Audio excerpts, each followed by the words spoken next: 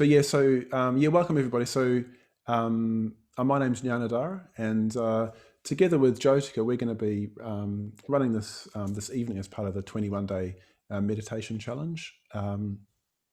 So you're very welcome. Basically, what's going to happen is I'm going to talk for a little while, just talk about meditation and how we can apply ourselves to it. Then we're going to do a period of meditation, and then we're going to separate out into groups.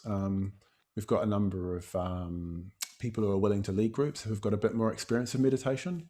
And it's an opportunity just to share how you're getting on with the practice and any questions you might have, thoughts you might have, just sharing your experience. And then we'll have a break. So the break will be at about 8:05 for 10 minutes. And then we'll come back and Jyotika and I will just do some questions and answers. So there'll be an opportunity to ask any questions that you might have about meditation, and we'll do our best to respond to those. And you can just put those questions in the chat at the break. And then we'll have another short led meditation, a little bit more Q&A, and then we'll finish at 9 o'clock. So that's the basic plan for the evening. And I'm going to do the first half, and Jyotika is going to take the lead on the second half. That's basically what we're going to be doing. And just to say that, as with the other events on the challenge, this is being recorded, and if you want to catch up with it at a later time, if you miss any of these Wednesday night sessions, or you want to have a look at what we did tonight again, or follow the meditation, you can do that.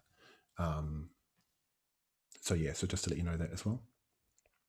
And anything else I need to say, Vajrashura or Jyotika? No, that's good. Cool. So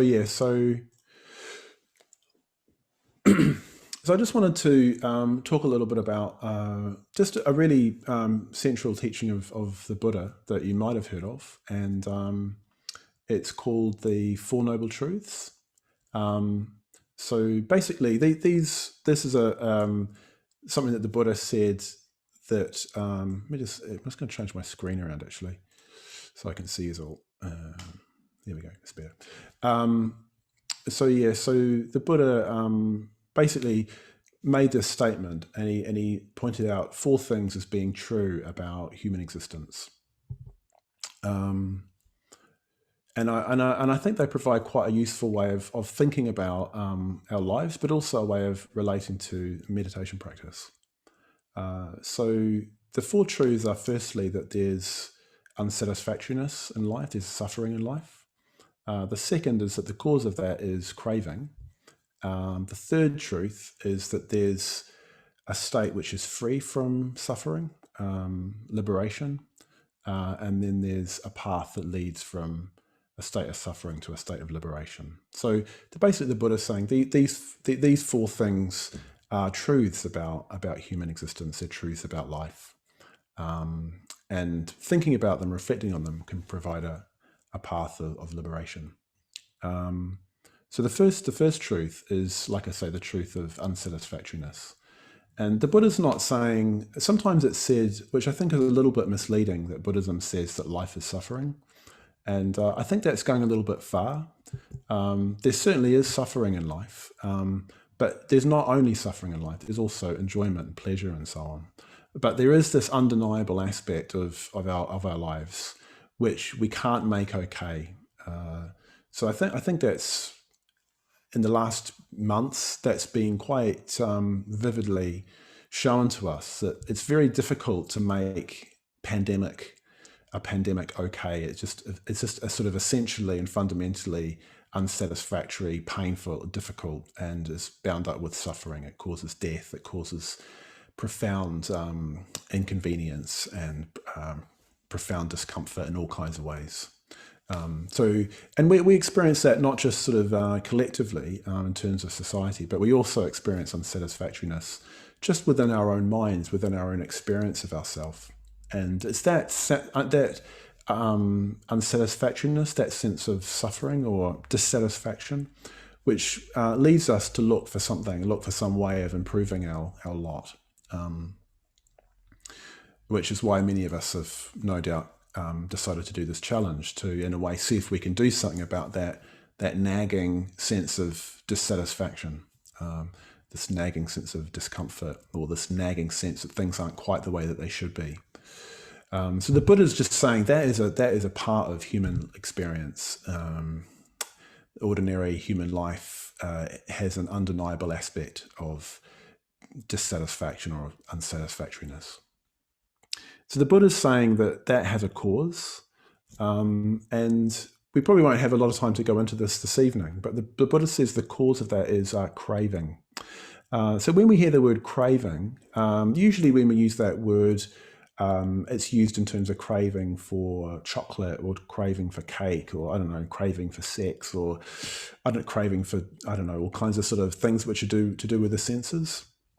And that's certainly included, but craving from the Buddhist perspective is something much kind of deeper than that. It includes that, but it also is a craving for things to stay the way they are, or for things to stop. You just want things to stop. You've had enough. You want things to stop, and it's a deep hunger, a deep thirst, a deep longing, even to get away from our present state. So that's craving, and that kind of ties us into all kinds of behaviors, but all kinds of habits. So that's the second truth, that the Buddha is saying, well, there's this, suffering is there, and it has a cause, which is craving. And then the third truth that the Buddha is pointing to is the fact that that can cease. So suffering can cease. We can be free from it, which is quite a thing to say. So the Buddha is saying that human life is not inevitably a life of suffering. Human life can be a life of freedom from suffering, that we can actually attain that, we can actually live that. And that, the Buddha himself lives in that state of freedom from suffering. So it's a profoundly important statement about a possibility that is available to us as human beings. So we're not stuck in this situation where craving gives rise to suffering, and suffering gives rise to craving. There's a possibility of liberation from that. So that's what the third truth represents. In a way, that what the third truth represents is what this image behind me embodies, which is awakening, which is human awakening, which is freedom from suffering. And of course, freedom from craving. So there isn't that gnawing longing to get away from what's happening. So it's a profound shift in the way that we relate to what happens to us. And the fourth truth is the truth of the path. So the Buddha is basically saying that it's possible to make the shift from the state of suffering to the state of liberation from suffering, or the state of freedom, through particular courses of action, through particular behaviors.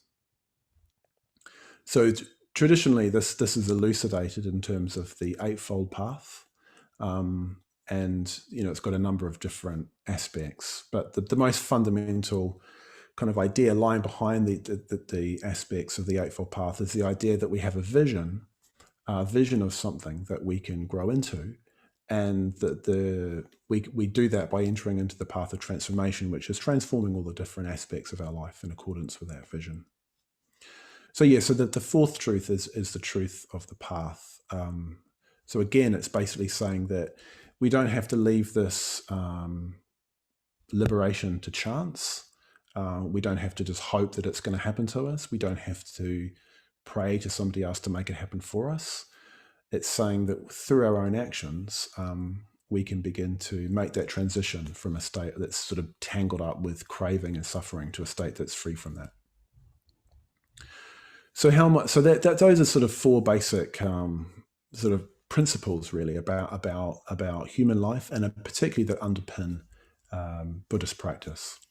We're in a particular state right now. That state has a cause. We can free ourselves from that state, and there's a certain course of action that we can take to free ourselves from that state.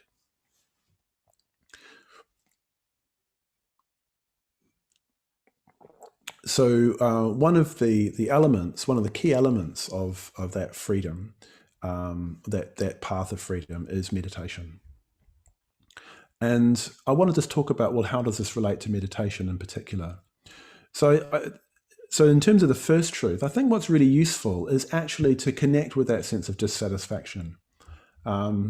Just to feel that, yeah, I'm not quite satisfied with what I'm experiencing right now. I'm not quite satisfied with how my mind feels right now. I know that there's more.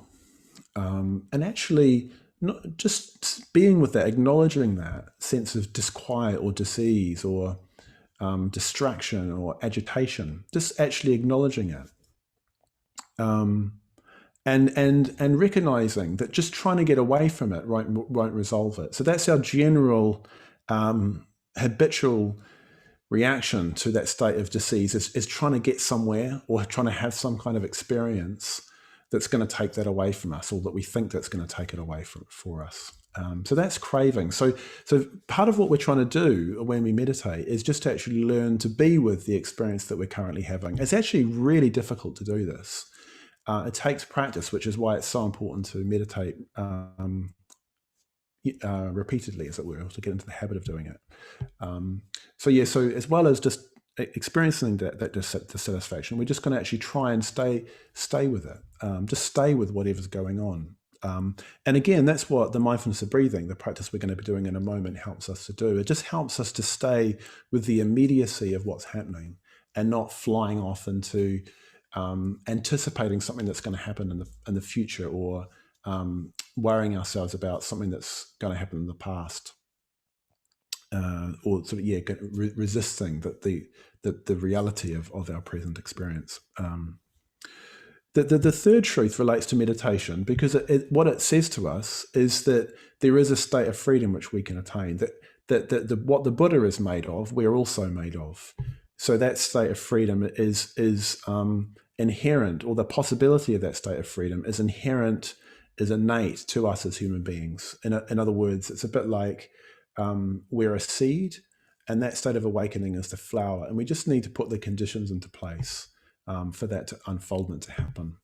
So it makes a real difference if you have a sense of that when you meditate, a sense of possibility. It's amazing how you can, if you've got a sense of that, if you've got a sense that there's more that can come into being through the practice, you'll be able to engage much more deeply. And if it's difficult, you'll be able to stay with that difficulty. So it's amazing what a sense of vision does to our relationship, our attitude towards whatever unfolds in our life. And the fourth truth is a truth of the path, which in this context just means sort of in a way following the practice, remaining faithful to the practice, and just allowing it to do its work incrementally. So in one place the Buddha says that that little by little that the mind fills with good, the mind fills with kind of skillful qualities. We heard about, if you were here on Monday night, we heard about this way of understanding human experience in terms of skillful and unskillful. So if we just chip away, little by little, drop by drop, our mind will fill with good. So we can just kind of have confidence that we're developing, if you like, a momentum towards change just by staying with the practice.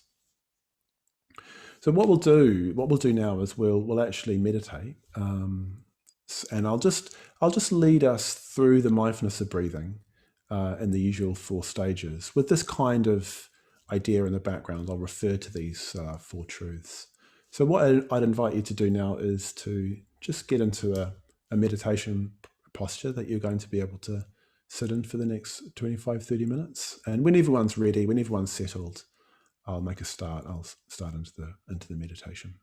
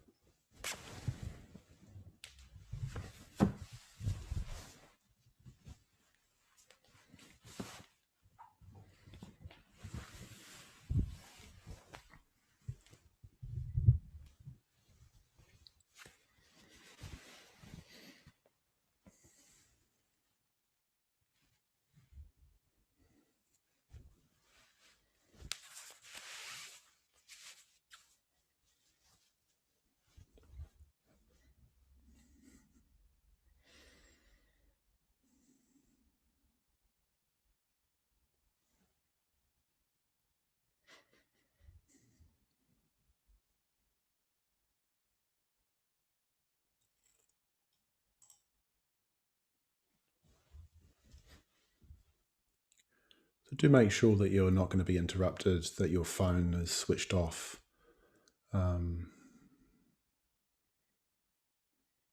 That the door is closed, or just so that you know that you can relax and be fully present for the next period of time.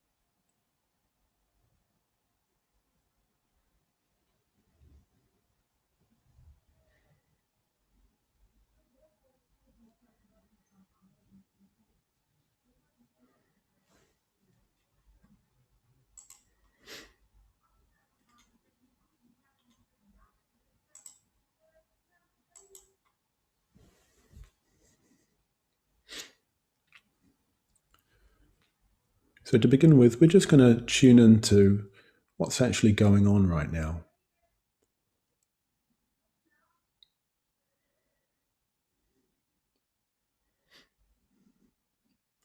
And one easy way of doing that is to just take our experience in parts.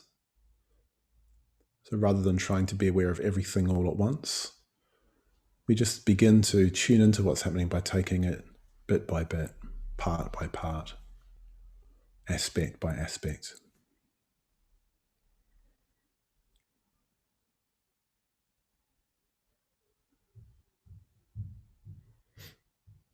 So we can begin by just tuning into our surroundings.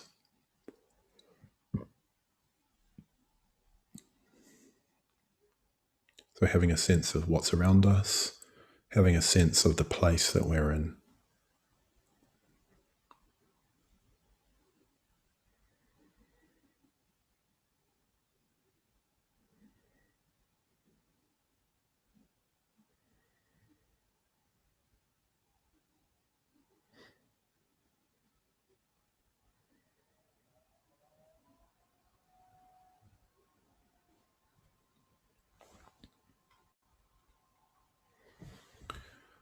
So that'll include a sense of the actual physical space. So we're in a room, there's things behind us, around us, above us,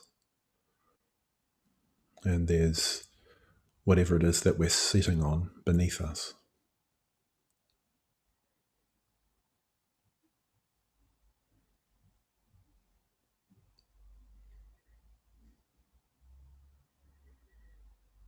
And we have a feeling or a sense of our self existing within that space that we're sitting in.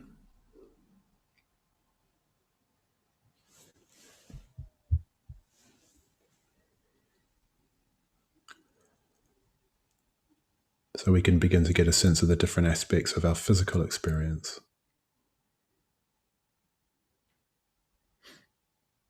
Beginning by simply noticing the contact that you're making with what you're sitting on, the actual contact of your feet, your legs, your bum with your chair or your cushions or whatever it is that you're resting on.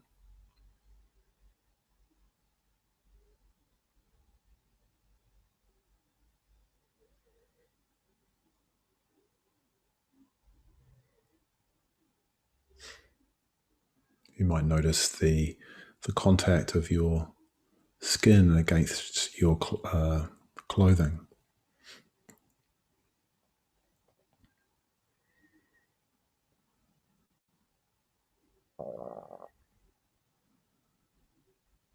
Your feet and your legs.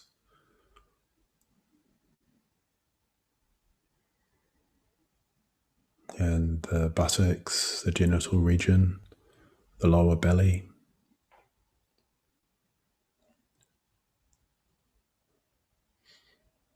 And we're more interested in the actual experience of those parts of your body than we are in an image or an idea of those parts of your body. So, in other words, how do you feel from the inside? In the belly, in the waist, the lower back, in the chest.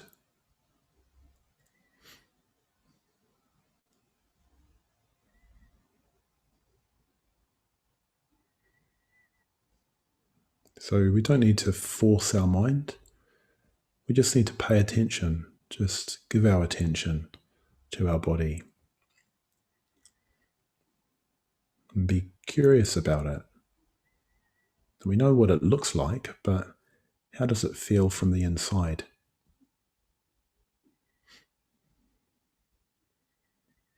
How do your arms feel?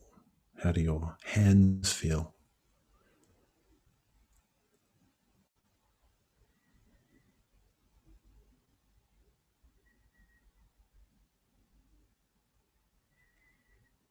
Your neck and your head and your face.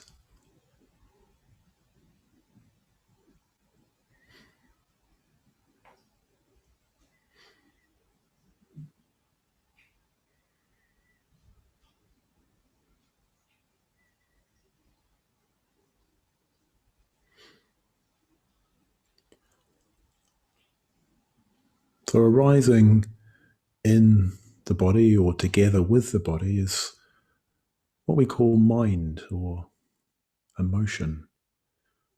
So what's the kind of atmosphere? What's the feeling in your mind and your heart? What's the color or the tone?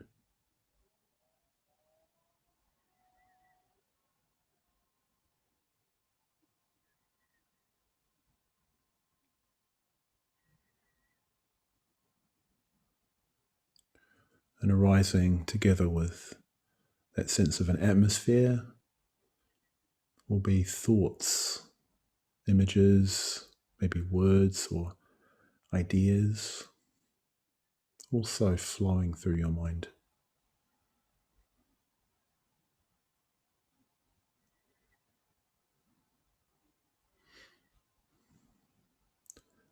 And just noticing if you feel completely at ease or if there's some kind of niggle, maybe a major niggle or a major sense of disquiet or dis-ease or discomfort.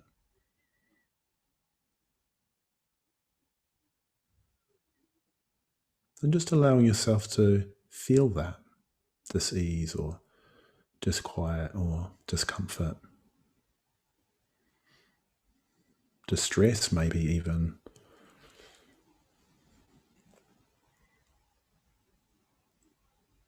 You might already feel relatively at ease,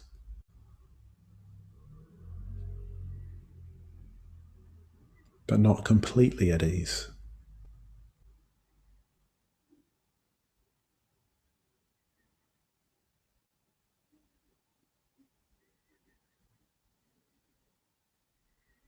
So just identifying, allowing yourself to feel that sense of dissatisfaction.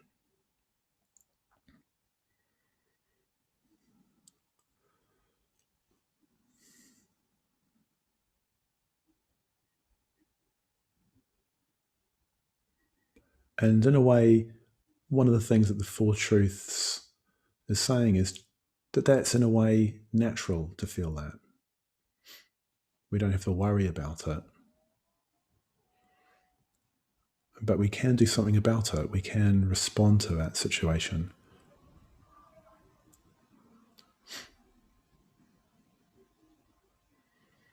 And within the context of meditation, we respond by, well, in the context of the mindfulness of breathing, by keeping on tuning into the breathing, deepening our attention on the breathing.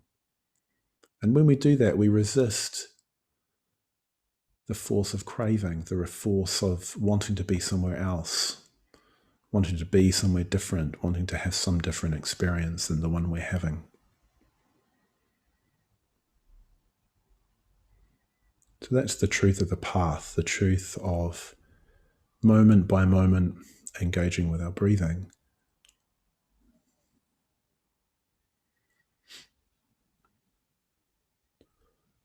And we do that with a conviction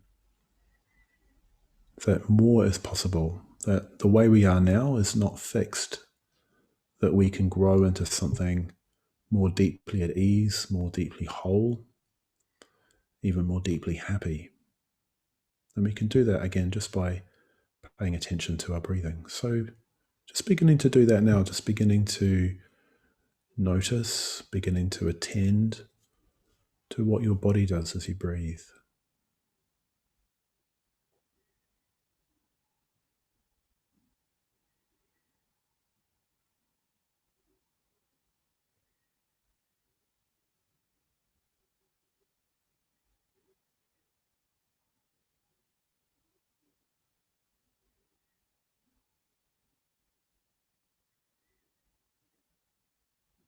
Often a good place to begin is with movement. So how does your body move as you breathe?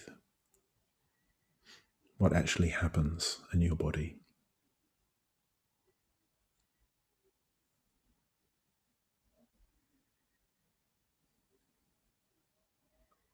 For example, low down in your abdomen and your belly.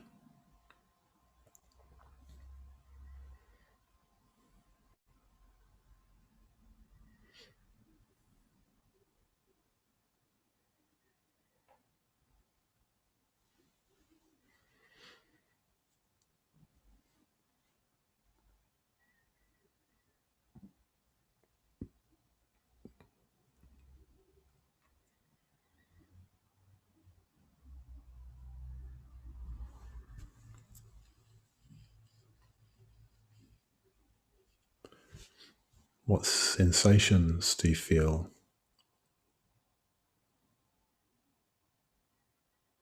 You can tune into the rhythm of your breathing,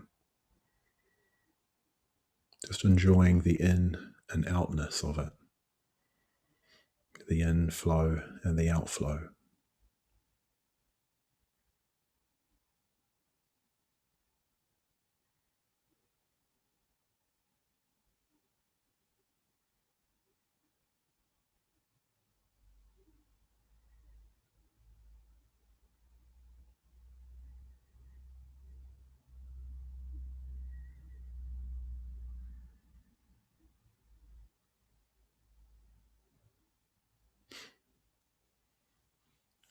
And to help us collect ourselves, to help us engage, we can place a count at the end of the out-breath.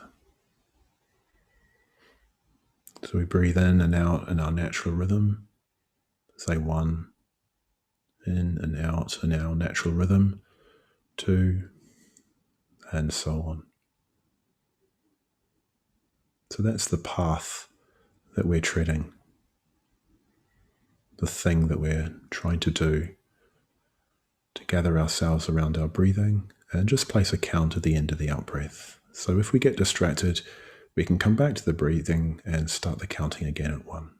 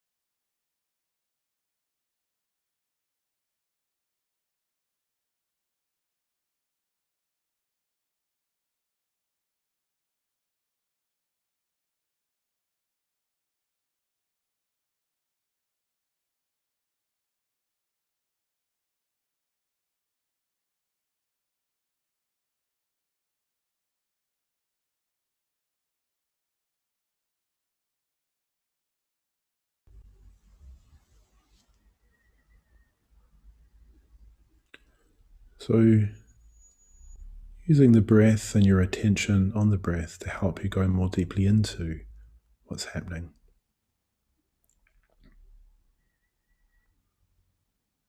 So, if there is distress, disease, or agitation or tension, you can breathe through that, in that,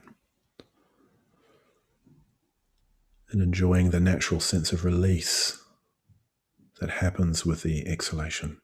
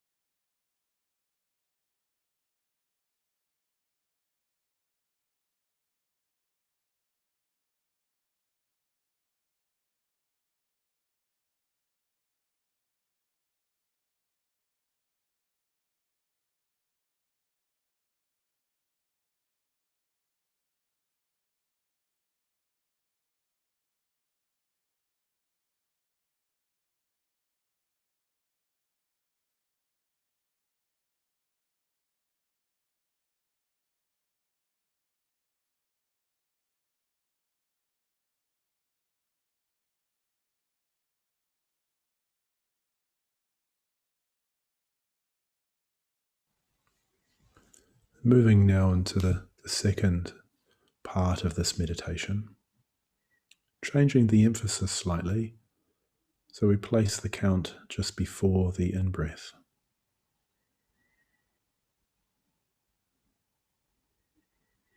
So it tends to accentuate rather the in-breath. So we count 1, we breathe in and out in our natural rhythm, 2, in and out, and so on.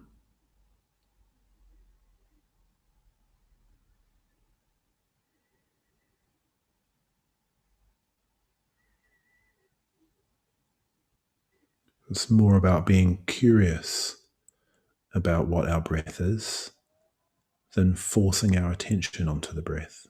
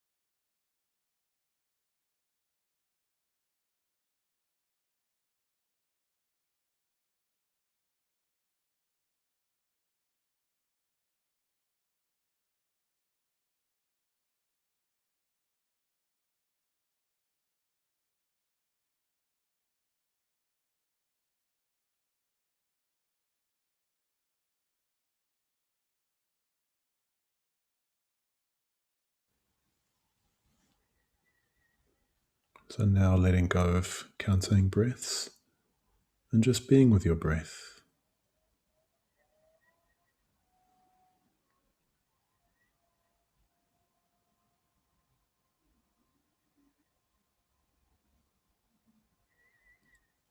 And allowing an unfolding to take place just through that steady application of interest and attention.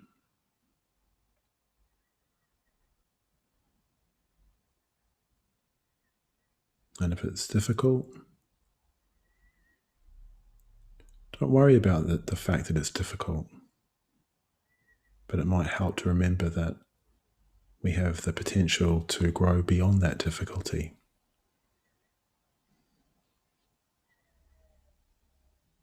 And the way to do that might be simply to stay with it.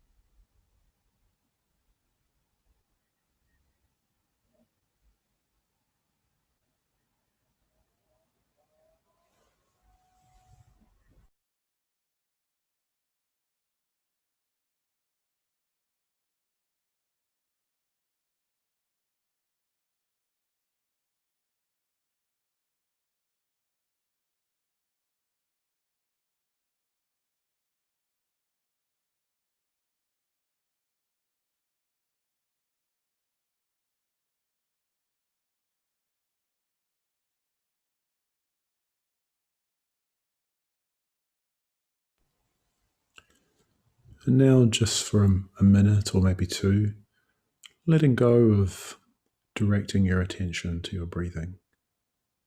And just let your attention relax.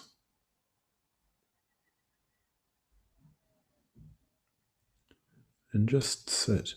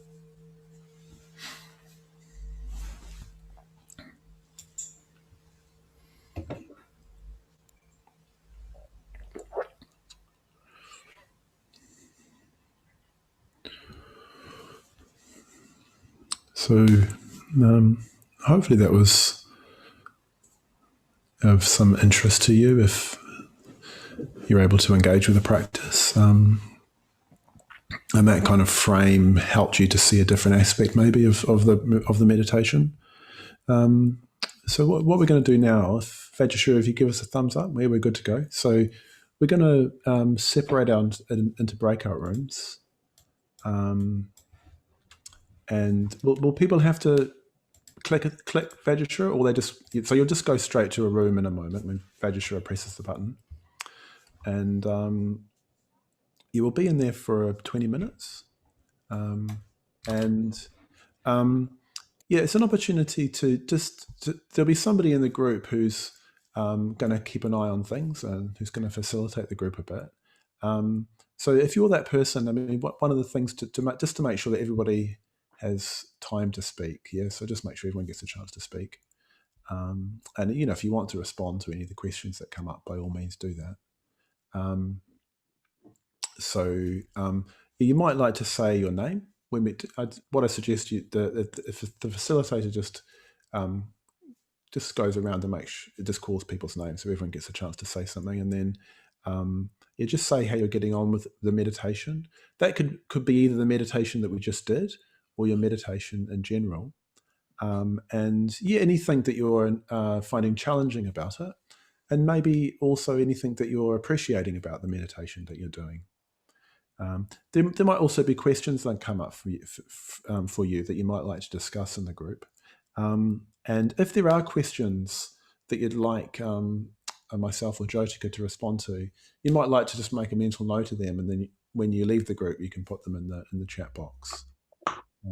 So just say your name, how your meditation is going, anything that you're appreciating about the practice, or anything that you're finding challenging. So we'll do that now. We'll come back in about maybe you could. Is it easy to make them 18 minutes, Vajrashura? We're just running slightly behind. Some of the groups are 5 and some are 4, just because a few people left us there. Oh, okay, fantastic. So maybe 18 minutes will be fine then. Yeah. Okay, I'm just reading these questions. We can all read them, I'm sure.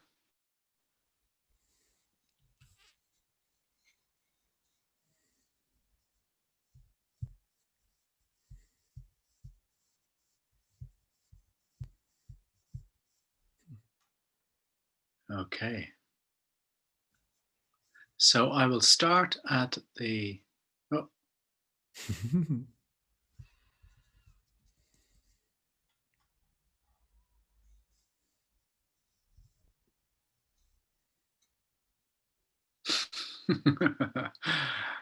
Out-of-body experiences, pulling her back, discuss, please. Great. That's a simple one to start with, but I'm not going to start there. So, Shane. So I'll probably just call on the people who have asked the question. If you don't want to engage or interact, that's completely fine. I'll have to keep an eye on the time as well. So Shane, I've been meditating for a few years on and off, and although I do get benefit from it, I find it feels like it's something I must do twice a day. And then when I do it, I'm relieved it's over. Is this normal? What is normal, of course? And is there any tips to remove the must aspect of it? Okay. So what I'm curious about, Shane, if you're happy to answer, is what is this must? Where is this coming from? What's this all about? I find like it's something I must do twice a day. So why do you feel you must do it twice a day? Will I talk? You talk. Yeah, great. Yeah. I mean, well, first of all, because I've decided I'm going to do it twice a day. So there's a decision there that it's something that I will do twice a day. Okay. And because of that, I mean, it's very complicated, but because of that, it means that twice a day I'll sit down and meditate, whether or not I like it. Okay. Whether or not I want to. And it's that element of tying myself into something that I won't always want to do. That it feels like I'm sort of, it feels like almost like a job. You have to go to work, 5 days a week, and you don't have a choice in that. And it feels a little bit like I've decided to do this twice a day, and I don't really have a choice. So if I don't want to do it, I still have to do it. So it becomes this I have to do. And what what it's similar to is I used to go to the gym. It's kind of similar to I having to go to the gym or going for a run and saying, oh God, I have to go for a run, and I just want to get it over and done with. And I find that happens quite a lot with my meditation. It's something I must do, and there's a huge resistance to it, and it just feels quite unnatural. Okay. That, Okay. So how long have you been at this? I must do it twice a day. Since I began, which was my first course was in Dublin Buddhist Centre in 2014. Oh my goodness. Okay, so you've been at this almost 7 years, and have you been thinking you must do it twice a day for the last 7 years? No, I used to think I must do it once a day. Okay. And you had the same feeling. Yeah, I mean, certain times I was happy to do it, but it was because I locked myself into it that it became a must. Yeah, I believe that could be it, but I think it's quite complicated. There's probably a lot of reasons why it's Sure. And when you're meditating, are you engaged in the practice, and do you feel a benefit from it either during it or afterwards? Again, I do have a lot of doubt about that, but I would say overall, when I'm consistent with doing it, whether or not I want to do it, I tend to get a benefit out of it. So if I do it for, let's say, 2 weeks straight, it tends to permeate and benefits in my life. Okay, so this you must do it twice a day. You actually don't do it twice a day sometimes. Sometimes I don't, no. Sometimes you don't. Okay. All right. Okay. So, and when you felt you must do it once a day, were you doing it once a day? Not all the time. I was still breaking it occasionally. Okay. All right. Okay. Yeah, it's a very interesting one, Shane. I mean, I tell you, instinctively, what I would say is take a break from meditation, just for a wee while. And Jnanadhara and Vajrashura might really disagree with that, but it sounds like you're putting yourself under a lot of pressure. You know, a lot of pressure there, and asking you, do you get benefit from it when you're doing it or afterwards? And you say, I have a lot of doubt around that too, but generally, if I'm consistent, you do. So it just feels that there's a lot of pressure there, and I think with meditation, it has to be. There has to be an element of discipline with it, certainly, because none of us, unless we're fully enlightened, are going to want to meditate every single day, or unless you just have got into such a rhythm with it over the years that you just do it quite naturally. It's going to be a bit of a struggle to get to that pitch. So you do need discipline, but you don't need it in such a way that it feels like work.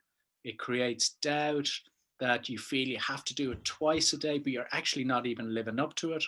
And not living up to it then is going to be having an effect on you too. You'll be feeling, well, I know what you're feeling, but you're going to be feeling something that's probably not so helpful. So my sense would be to give yourself a break. And I don't know how you give yourself a break, but that's my sense. Either stop thinking you have to do it twice a day, stop thinking you have to do it every day, and just for a period, and just see what happens. Say, do that for a month, see what happens. Do you actually just find yourself slipping over to your meditation cushion and meditating most days anyway? And actually, it's a little easier because you're not putting yourself under all this pressure. Anyway, that would be my Tupan Swarthanan. And Jnanadhara, do you have anything to add? I was just thinking about like force, like, in a way, like having, like, there's always an element, I think, well, for most people at the beginning, an element of just doing it. And often I think we can develop a habit of just being quite forceful with it. So I was wondering about maybe like continuing to meditate, but just kind of in a way, doing it in a really light kind of way, like almost just sitting there, and for as long as you feel like sitting there. So that's what I was. So actually finding some kind of intrinsic enjoyment in the meditation, because I often too much force can just make it unpleasant. That's what immediately sprung to mind when you were talking. But I do reckon there's a constant. There's always a kind of a tension between sort of discipline and a sort of spontaneous responsiveness, and ideally you have a kind of a synthesis of the two. Without discipline, you're never actually going to get around to doing it. But without some kind of spontaneous responsiveness, it'll dry up. So you kind of need both. Yeah, that's what I was thinking. Yeah. Great, thanks, guys. Thanks for that. Yeah. Okay, Shane. Good luck with it. Yeah. So Anna, have you any advice on resistance to meditation? I'm finding that especially in the morning classes, I can sometimes be tired and unmotivated to practice. Are there any methods that can be used to adjust my perspective? So again, Anna, I suppose I have a question if you're happy to speak. What's your experience then once you actually meditate? Do you feel, yeah, that was worth it or not? I do, yeah. Like towards the end when we're kind of wrapping up and getting to the final stage, I'm like, I'm not ready for this to end. But at the very, like, it takes me a really long time to get there that I'm kind of like, oh, I'm tired, I've this to do, I've that to do, I get agitated. It's kind of, I find it difficult to look at it in a different light and embrace it. Like I really struggle with that. And it's only at the very end that I'm kind of like, don't want it to end. So it's very strange. It's a strange experience. And the meditation, is it with Maitreya Bandhu? So it's about half an hour or so, is that right? No, I'm doing the one with Garvavati because I'm new enough to meditation. Okay. So that's about 20 minutes or? Yeah, about that. Yeah. We do 20 minutes and then we kind of talk for a while and then we do another maybe 20 minutes or so. Okay. Well, they have done studies on meditation, and for most people, it actually takes about 20 minutes for the mind to really start to settle. So what you're experiencing is very, very common. And if you're going to stay with Garavavati or that morning session, which is completely fine, but after the challenge or in the evening time, or just you can experiment, I don't know what your time is like during the day, you can actually just try to sit on for a bit longer than 20 minutes, maybe 30 minutes. And I find this when I go jogging. The first few minutes it's great. Oh, great, I'm out, I'm moving, I'm in the elements, it's raining and it's not too bad and it's lovely to be out of the house. And then for the next 15 minutes or so, it's, oh God, this is such a slog.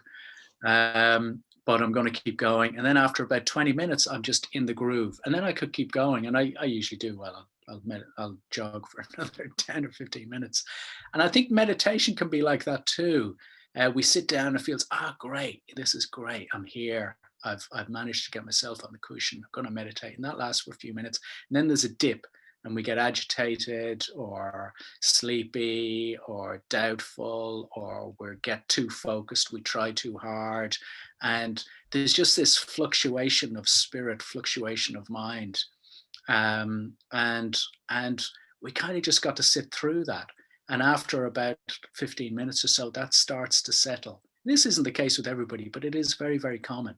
And after about 20 minutes or so, then it's easier to be that bit more present. I actually find, unfortunately for me at the moment anyway, it usually takes half an hour. So often I just sit through the first half hour as best I can, engaging with the practice, but I'm really not expecting too much. I'm not expecting to be too present. And after about half an hour, then I start arriving a lot more. So you could try that, give yourself a bit longer during the day. and see how you get on. Does that sound all right? Yeah, that's great. Thanks so much. Yeah. Okay, great. Jnanadhara, if you have anything to add, chip in. If not, I'll move on.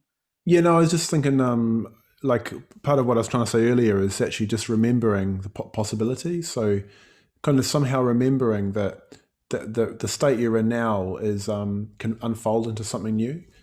I think what often happens is we just think, well, the way I am now is the way I'm going to stay. It's kind of a really strong habit of thinking in that kind of way. So just trying to connect with something that reminds us at the beginning of our practice that there's other possibilities that can emerge in the course of our practice, but in the course of our life. Like that's what I find. Bringing to mind the Buddha. That's what it kind of means, is to connect with that in some kind of way. That's just a thought. Yeah. Great, thanks. So, Mairead, do you have any advice on posture? As I find I tend to fidget a lot. So, Mairead, what is your posture? Hi, sorry. No, this just came up in the breakout room actually. I've tried a couple of different ways. I've tried kind of kneeling down, on the cushion, on a couple of cushions, and found that quite uncomfortable. So I have been doing it on a chair. It's just, I find it's my hands. I just tend to fidget. It's kind of who I am, and it can be a little bit distracting. And it was just the girl in the breakout room said, just maybe if someone spoke to you about your posture, it may just help to just calm those hands down. It's very distracting when you're trying to, and it's kind of it's funny because sometimes it's involuntary and I don't even realize I'm doing it, and then I'll have grasped my blanket or something and I'll go, oh my god, and that'll just totally, it's I'm sure with practice it will kind of settle, but it's just something that I'm finding challenging at the moment. Okay, great. My sense is, Mairead, it's easier said than done. I wouldn't worry too much about it. I think it will settle. I think it's in a way, it's not your hands, it's your mind. And we've all got this stuff. Yeah, this is why we meditate. Our minds fidget, our minds are off doing their own things.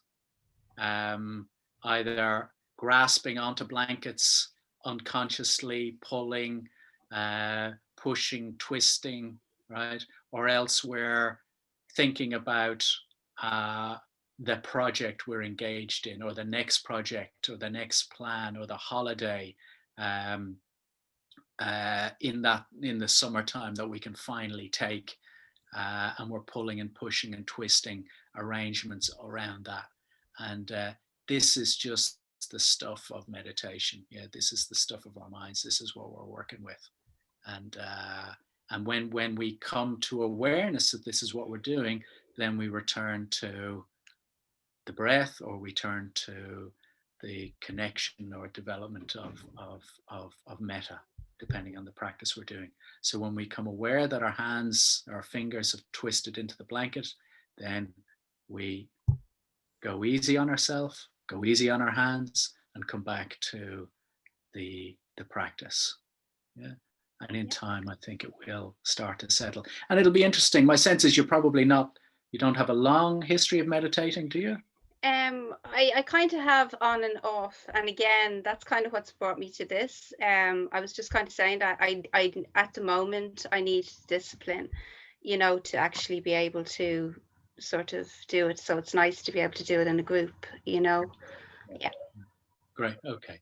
I think, if you can get the discipline and get the momentum and deepen into your practice a bit more, you'll probably find that starts to settle. Yeah. Great. Yeah. Thank you. Could I add something, Jyotika, if you don't mind? Yes, of course. So I was very restless when I first came to meditate, and I got tackled on it one time on retreat by a senior meditation teacher. And what I thought was really good for me, because I'm tend to be a bit hyperactive anyway by nature, is just in those times making my practice not moving, and I'm just going to say, okay, I'm just going to sit, not move. I'll let go of the mindfulness breathing, let go of the metta bhavana for a minute. You know what I mean? And just not move for a minute. And often I discover that the reason I move is because I'm resisting going a bit deeper. It's a way of avoiding going deeper. And by making myself just be with myself, I didn't die. My hands didn't fall off. You know, I didn't explode. Nothing went wrong. And I just went deeper. And after doing that for a bit, my restlessness just went away a lot more in meditation. So you could stop doing the practice for a little bit, like a few minutes, and just make your practice just sitting with this feeling of wanting to move. And it's really interesting. And it'll take you to places that I never would have got to if I just moved, you know? I'm kind of reiterating what Jyotika said, but just more specifically how I worked with it, yeah. Thank you very much. Thanks, guys. That's really helpful. Thank you. Thanks for sharing. Okay, we'll take one more and then we'll do a short meditation. So, Helena, we in our breakout group have been loving the 8 a.m. sessions with Maitreya Bandhu. Something I noticed in my meditation the past few days is that I get a bit agitated if the meditation has been led too much. Not so long ago, I used to drift off if the opposite occurred. I'm not sure if it is a sign of deepening experience of meditating or a sign of craving something different, craving novelty.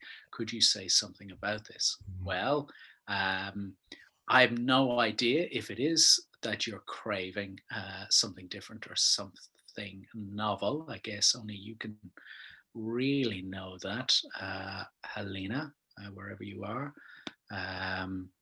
Yeah, no, I just was just something Jnanadhara said at the start of this evening's session about craving, and then it came up in the group, and a few of us had said that we'd found that the session this evening, the meditation session, we were a bit agitated or whatever, and I had said that I too much. Pardon? Because it was being led too much. No, but that was what I was in my head. I was like, you know, sorry, Jnanadhara. I was like, shh. and then I was like, and I was like, wow, like, you know, if you had put me with just bells 4 months ago, I would have said, I can't do this. So I suppose maybe I'm overthinking it, but it was just something I was thinking about. If it's something that's commonplace, that it happens as things change or progress, that maybe it could be a sign of both craving and deepening of practice. Maybe it's both things at the same time. But I just wanted to see if it was something that comes up kind of regularly, or if it's just my mood. Yeah, I think it could be a sign of both. I'd be inclined to think, Helena, that it's a sign that actually you're deepening your practice. I'd be pretty confident in that. The fact that you are enjoying Maitreya Bandhu sessions is a sign that actually you're engaged, but that you would rather engage more fully now with your own experience. Okay, so that would strongly suggest to me that it is a deepening of your practice. So I was mentioning in my group that I listened to Maitreya Bandhu on the first morning, and I know Maitreya Bandhu well, and I've known him a long time, and I think he's absolutely fantastic, and he's just an amazing teacher. But I don't want to listen to his leading in the meditations because I want to get on with my practice. So I like to just sit in the mornings if I can, on a perfect morning for 50 minutes at least. And I don't want to listen to anybody. I just want to sit. So I think I would say that that's just what's going on for you. You've been doing it a while now, it sounds, and you just want to get into your practice. So it might be that if you want to still listen, I don't know, just as a suggestion, to a little bit of Maitreya Bandhu input, and he reads a poem, and then just go silent, turn off the volume.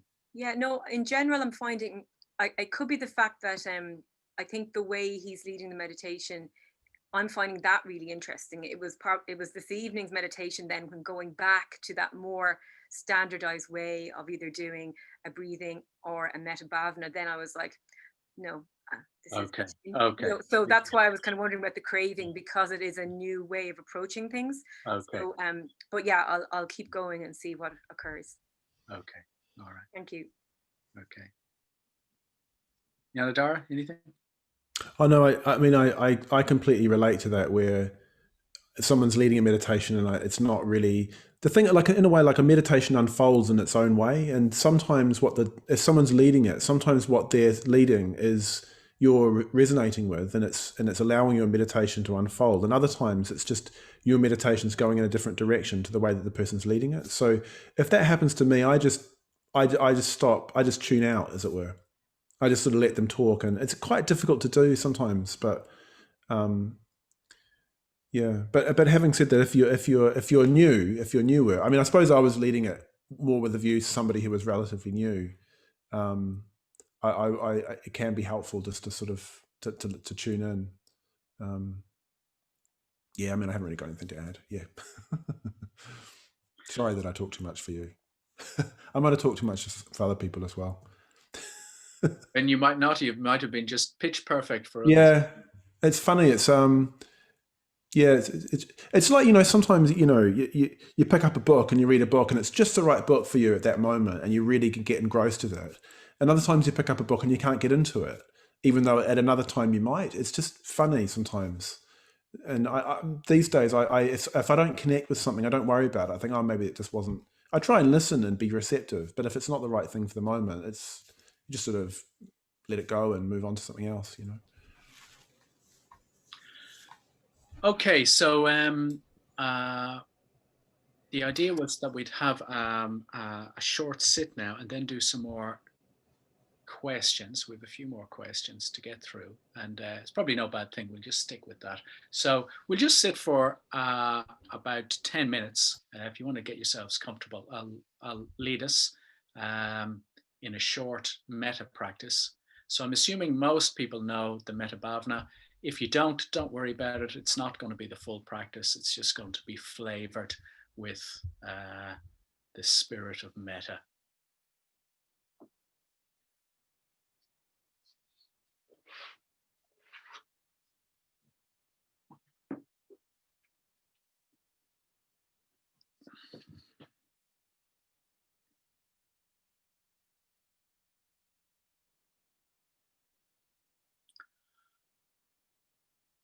So just getting yourself settled, tuning into your posture, into your physical experience.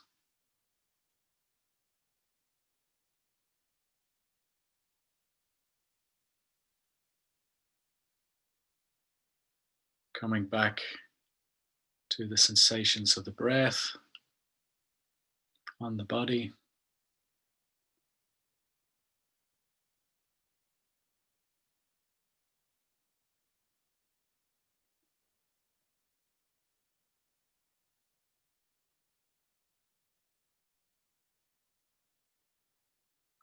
And tuning in as best you can to the sense of how you're feeling, what your mood is, what's happening in your heart. So you might have a sense of a particular emotion or emotions. It might be very clear. You can name them. Or it might be vague and unclear, and it's a mix of things. And that's okay too.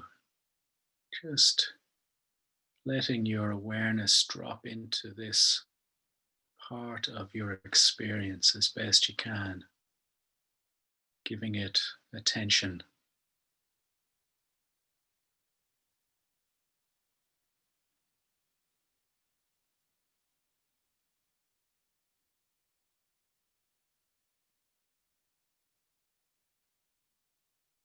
So in Buddhism, there is this ideal of the bodhicitta.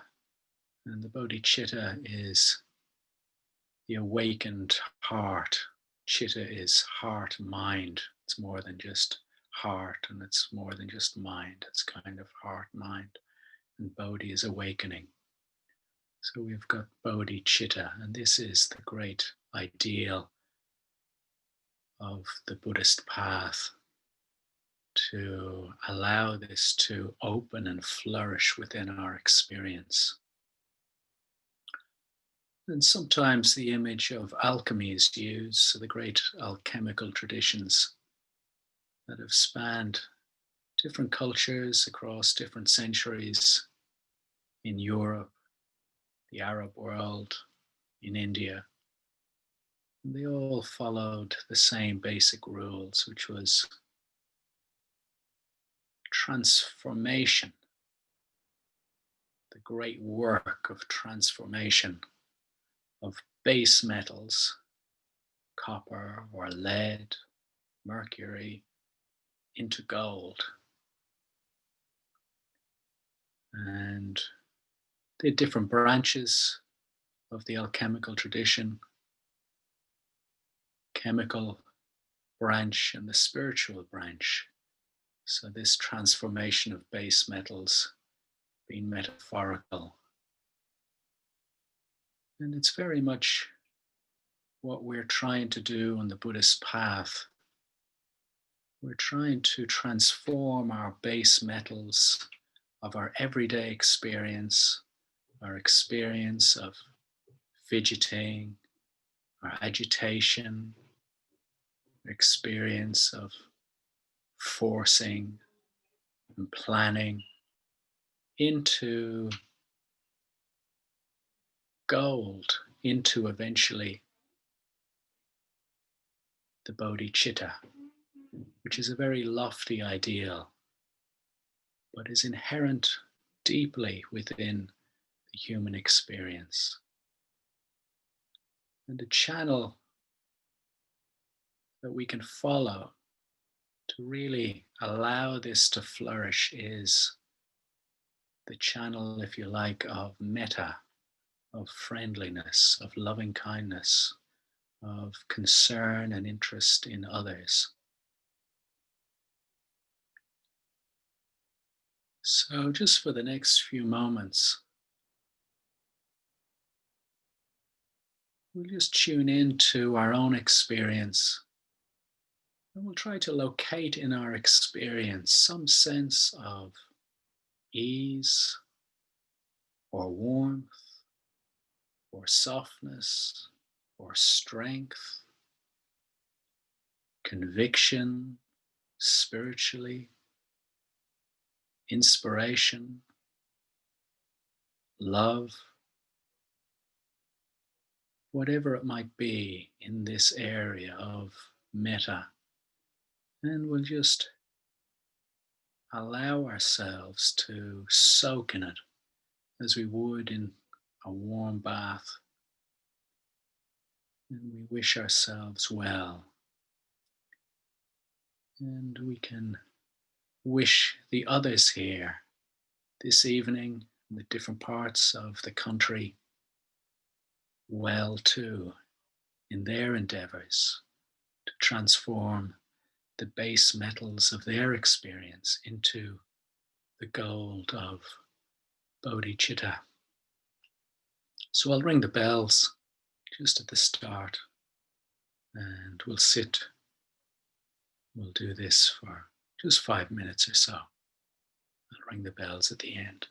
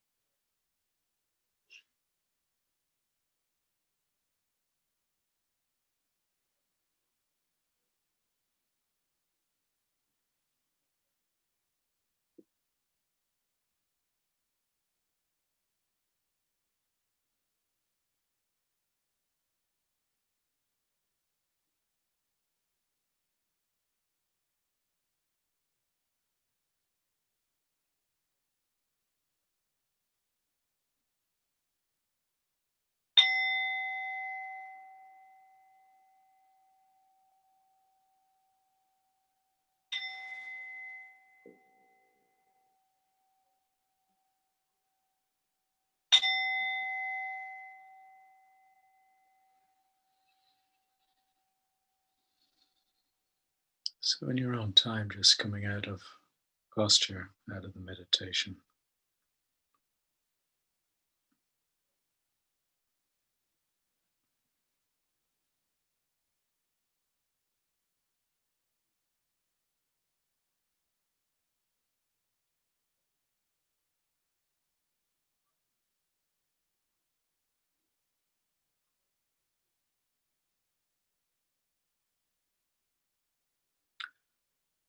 Okay, so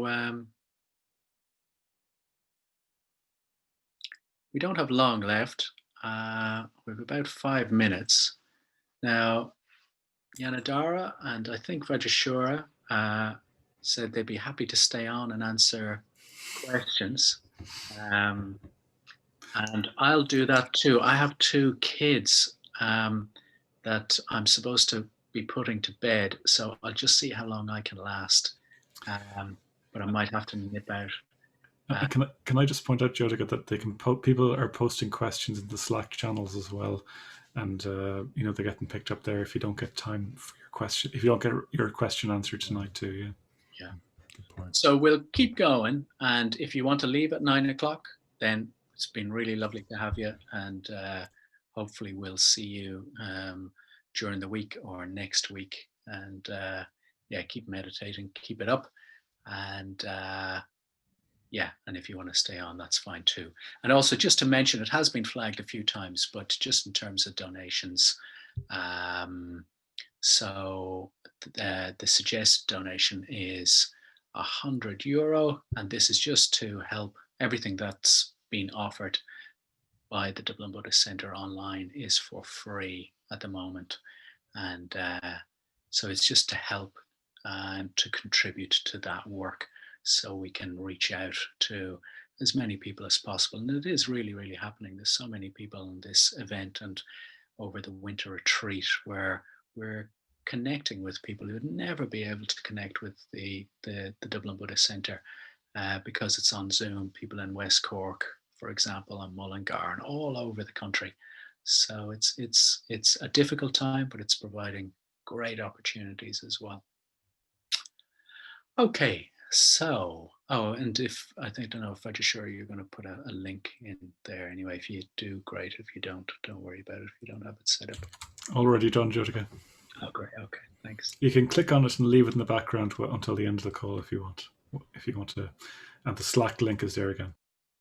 Great, thanks for that. Okay, Cara, a question from our group. One person experienced some almost out-of-body experiences and couldn't feel their upper body. Then the counting felt like it was distracting and pulling her back. Discuss, please. Well, that's fascinating. I'm actually watching Jnanadhara's recommendation, Surviving Death, on Netflix, and that's really, really interesting stuff. So I don't know if the person who's had this outer body experience would like to make themselves known and tell us a little bit more. She's actually had to leave. She had to leave. Yeah. All right. But I thought it would be of interest to the general group. Yeah, definitely. Yeah. So I mean, it's we'd need to probably talk to her about it. Exactly what is the nature of the outer body experience? Does she have a history of this? But this is consciousness is such a fascinating thing, the most fascinating thing in the universe, and it does all sorts of fascinating things, a lot of which we're not so in touch with these days, but they don't go away just because we've got Zoom and computers and cars and insurance to sort out. It's still there, and when we sit and meditate, all sorts of interesting stuff can start to happen. Anyway, I don't really know if there's a lot more I can say on that. These things happen, they happen. It felt like it was distracting the counting and pulling her back. So then I'd be curious, well, where did she want to go? And yeah, where did she want to go? And maybe she needed to go to that place where she wanted to go. So I lived with a man who used to have a lot of outer body experiences, and he was an Australian man. He's an order member. He's still alive, and he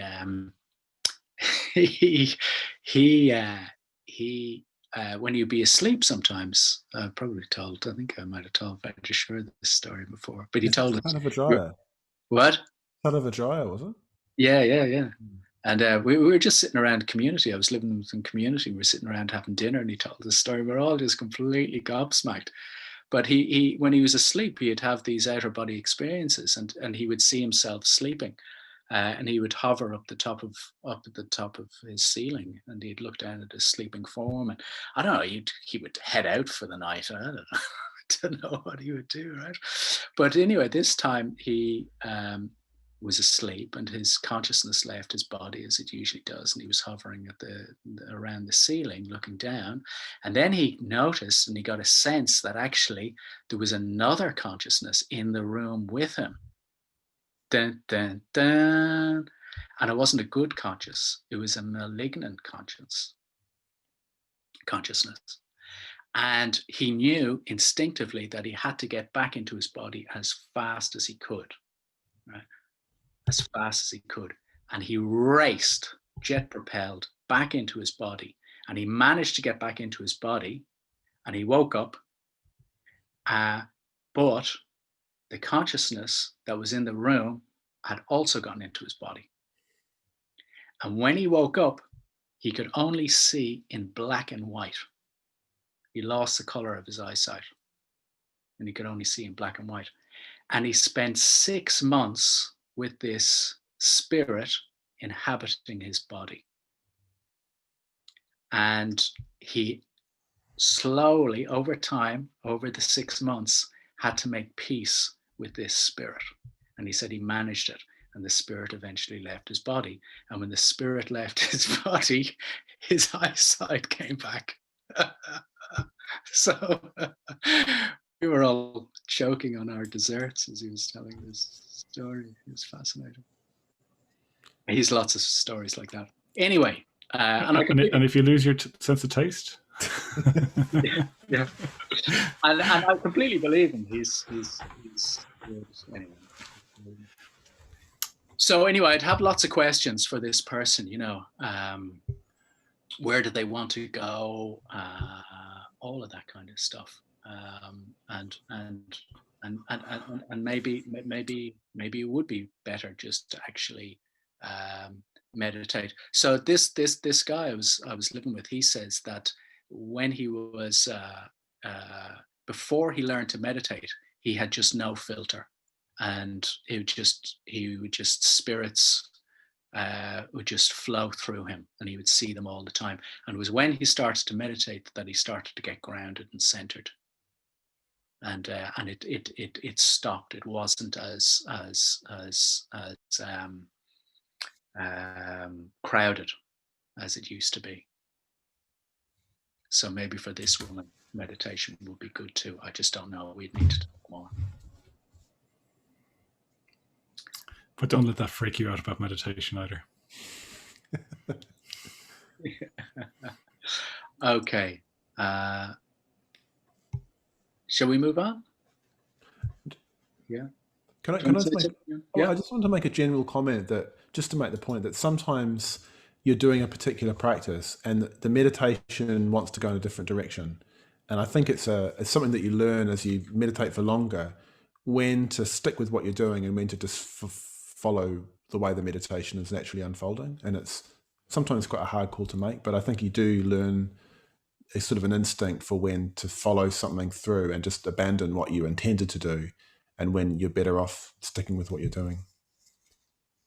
Yeah. Great. Okay, so we've got they're all rolling in. 7 new things. Okay. Let's see. Julianne. Is Julianne still here? I have a funny feeling she might have popped out. Gone. She's there. I can see you there. Oh, is she? Okay. Yeah, Julianne's here. Okay. So why is it that meditation can be going well and it can be developing and progressing, and then some sits or even a number of sits in a row can go disastrously? Is the mind just that unreliable and fickle? Jnanadhara? Yeah. I mean, I often think of meditation. We often think about, I mean, I use the image of a path before, and a path suggests, you start here and you walk along and you get to there.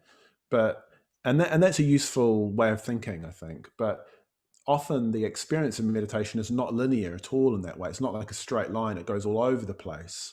And one thing that's really common is, and I've experienced this and continue to experience this, is you get really concentrated, and then all hell appears to break loose, and your mind is all over the place. And it's as if you've gone to some deeper place in the mind, and it takes a while for all the different parts of your mind to kind of reorganize themselves around the experience or the depth that you've accessed. So I think it's quite common actually for it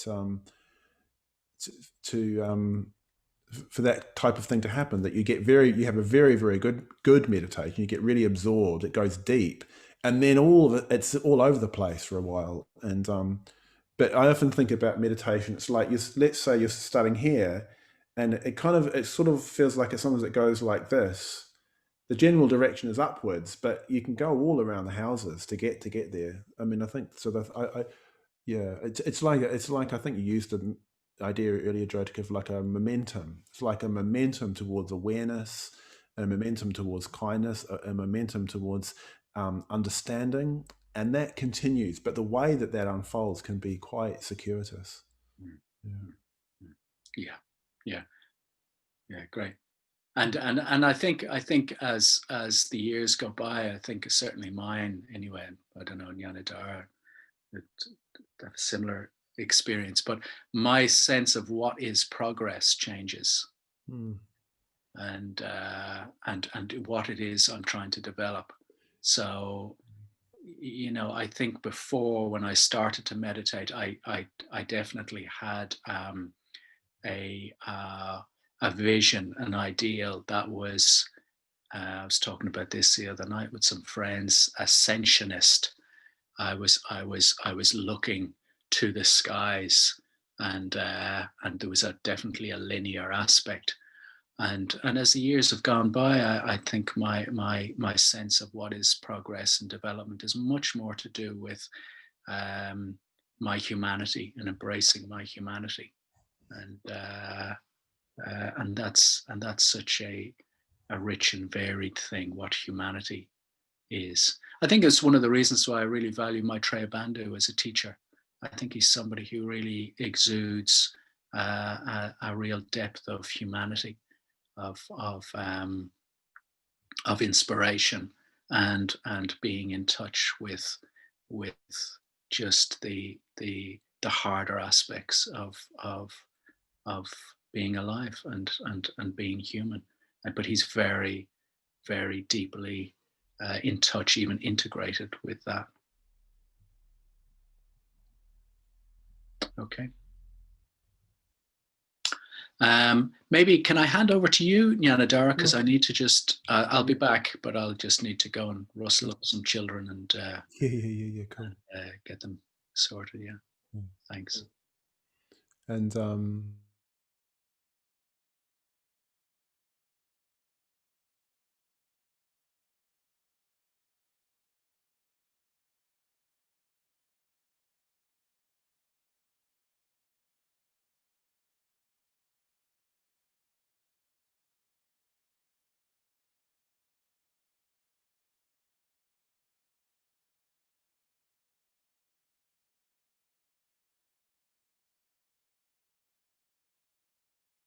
in a way, like the more you can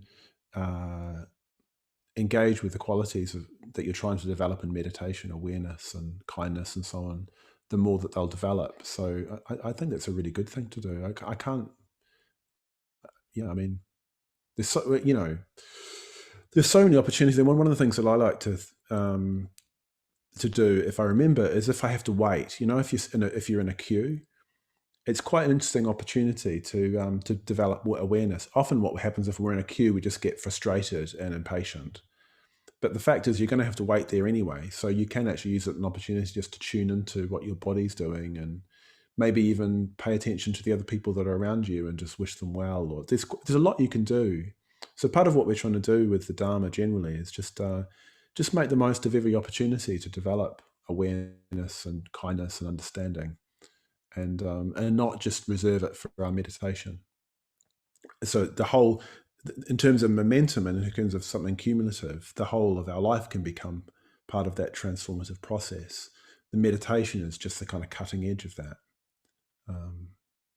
But yeah, I mean, the more that in a way, I think that's what we need to be doing, all of us, is finding opportunities to develop these things all the time, actually. Yeah. I mean, does that ring true, Sam? Or Yeah, I think definitely, because when I started meditating, I think I had the foresight and the insight to my character to know how inconsistent I could be. So the only benchmark I set was to do it every day. Yeah. Even back in my partying days in college or whatever, if that meant coming home at like 4 a.m. and sitting up in bed doing it after a few hours, I did it. I knew that at least that was my saving grace. At least I have had that everyday thing for 6 years now, and I'm proud of that. And I think it's now just about where to take it from there. Yeah. I mean, I hate when I put it off, and then I'm in that position again. I'm sitting up in bed, comatose, nearly nodding off, not wanting to do it. And also, I'm anticipating that very soon my living situation will change. Someone else is coming to live here with me, so that will change. There'll have to be a conversation about where I find the literal time and space to do it. So it's about how to kind of reinforce my infrastructure and go deeper and so I was just concerned that varying conditions might upset a kind of a through line. Where like it's like the whole thing of like digging one hole rather than loads of little holes, Yeah.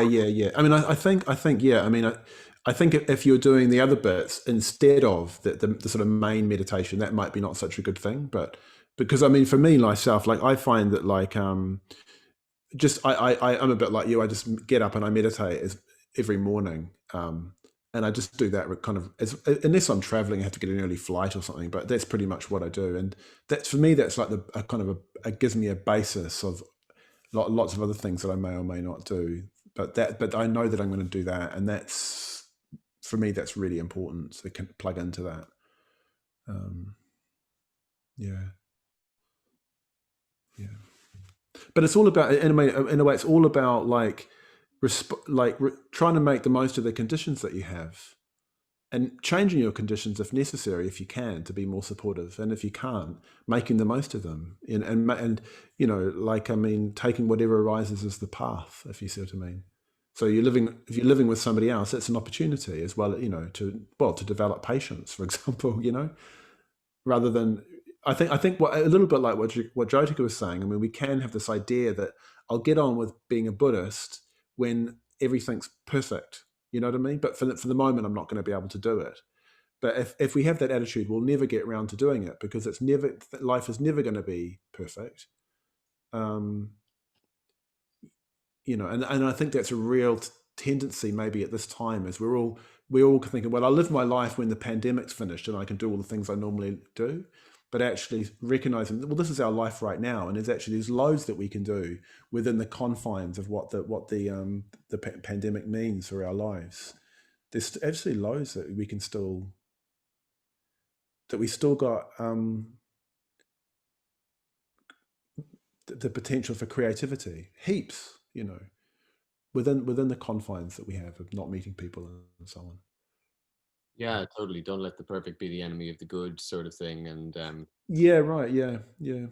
And I think just to finish up on it, yeah, I sort of, you know, I was in two minds about it, because I thought, well, I wonder, is this making my practice more robust? Because I can do it on the train, or I can do it when I was integrating in hostels or wherever. It's like I can pick it out of my suitcase and do it anywhere. But I think something did ring true for me. I heard someone say that after a certain number of years, 5 years or whatever, of meditation, it becomes less about trying to fit your perfect 20 minutes in, and more about how can I make my life more meditative. So I'm that sort of flip, which is interesting. Yeah. And one thing just to be aware of as well is that after you've been doing it for maybe 5 years, you do develop momentum. And what I have noticed, and I've done this a bit myself, is that you can start riding the momentum that you've created, but not create more momentum. So you can sort of ride in this wave. Oh, great! You know, I can get along fine and not meditate, and then you crash because the momentum that you've developed through the meditation peters out. So that's just, I mean, that's something, just another kind of aside, really. That, you know, if you have been meditating for a while, don't remember that the mental states that you have developed, the positive mental states, do depend on conditions that you've set up in the past. And if you stop creating those conditions, those positive mental states might peter out. It could be quite salutary, actually, when you think you're kind of like bulletproof and you realize that you're not. Speaking from experience. Yeah. Right. Well, thanks for addressing my question. Yeah. Okay, thanks for that. I'm just aware of time. It's 9:15, and I'm wondering, maybe should we leave it there? We've just got one question left, which is Mihal's, but I'm wondering, Mihal, could we take this over and maybe I could tackle it on Slack, if you're happy to do that. I'm just aware it's getting late. I don't know, Jnanadhara, what do you think? Some people are very polite and don't like to leave, but it is also getting. You know, I reckon let's call it a night, and then you know, there's loads of things happening throughout the day. There's a Slack channel, and then we'll be here next Wednesday. Yeah. And so yeah, if we don't get to it, Mihal, on Slack, then bring it next Wednesday. Yeah. Okay, thanks for all your contributions, and it's great to see so many of you and so many new faces. It's ever widening circle, which is just fantastic. So yeah, go well this week. Best of luck with the meditations and keeping going, and we'll see you either on Slack or here, same time, same place next week. Okay, see you all. Mind yourselves.